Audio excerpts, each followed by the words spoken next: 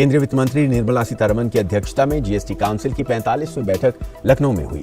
इस बैठक में 28 राज्यों और 3 केंद्र शासित राज्यों के प्रतिनिधि शामिल हुए। इस बैठक में 50 से ज्यादा वस्तुओं एवं सेवाओं की दरों में बदलाव पर विचार हुआ।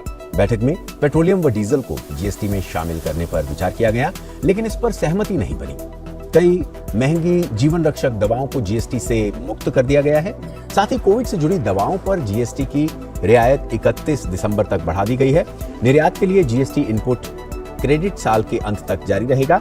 वित्त मंत्री ने बताया कि कोरोना की दवाओं में रेमडेसिविर, एम्फोटेरेसिन बी, टोसिलिजुमैब और हेपेरिन पर जीएसटी की रियायत 31 दिसंबर तक जारी रहेगी।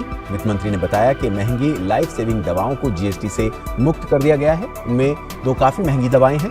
बच्चों की दवाएं जोल्गेंसमा और रिटेप्सी पर अब जीएसटी नहीं लगेगी। कैंसर की दवा किट्रूडा पर जीएसटी की दर 12% की जगह 5% लगेगा। इसी तरह दिव्यांगों वाले उपकरणों पर जीएसटी दर 5% हो जाएगी। बायोडीजल पर जीएसटी घटाकर 12 से 5% कर दी गई है।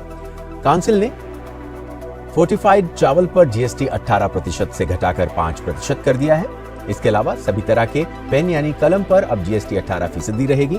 माल वाहनों के नेशनल परमिट फीस को जीएसटी से मुक्त कर दिया गया है।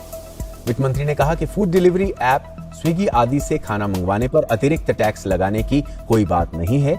ये ऐप वही टैक्स वसूलेंगे जो रेस्टोरेंट कारोबार पर लगता है। उन्होंने बताया कि इस सेवा से मिलने वाले टैक्स प्रॉपर तरीके से सरकार को मिले, इसके प्रावधान किए गए हैं। बैठक में जीएसटी लागू होने से राज्यों को हो रहे नुकसान की भरपाई के मुद्दे पर भी विचार हुआ।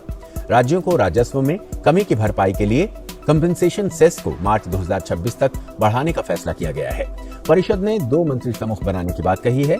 इनमें से एक मंत्री समूह जीएसटी दरों से जुड़ी दिक्कतों और उन्हें तार्किक बनाने के समाधान पर रिपोर्ट तैयार करेगा। वहीं दूसरा समूह जीएसटी के अनुपालन, ई-वे बिल, तकनीक के उपयोग और व्यवस्था में लूप होल्स को दूर करने के लिए अपनी रिपोर्ट देगा। ये दोनों मंत्री समूह 2 महीने के अंदर अपनी रिपोर्ट देंगे।